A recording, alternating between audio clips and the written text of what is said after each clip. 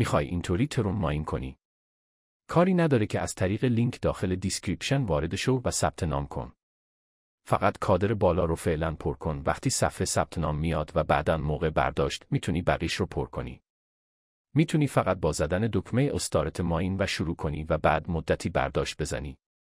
تازه میتونی حتی ماینرت و قوی کنی که این کار رو پیشنهاد میکنم. حتما چون سرعت ماین بیشتر میشه و دلار بیشتری به جیب میزنی.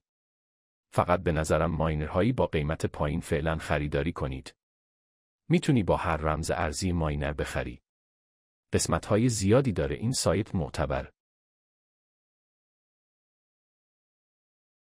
ماینرهایی که می‌خرید از مدت زمانی 1 هفته تا چند ماه آغاز میشن.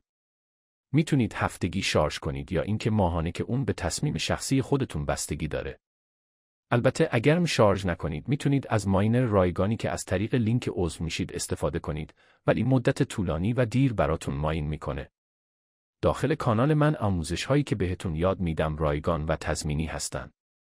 همشون هم تست شدن و میتونید راحت اگه خوب ادامهشون بدید درآمد دلاری قابل توجهی داشته باشید.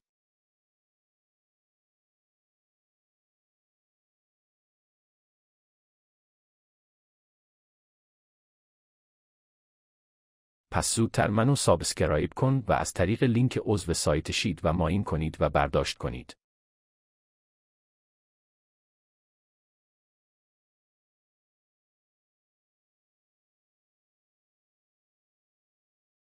ویدیوهای بیشتری از درآمد دلاری براتون میذارم که بتونید راحت و سریع درآمد کسب کنید. تا ویدیوهای بعدی بدرود.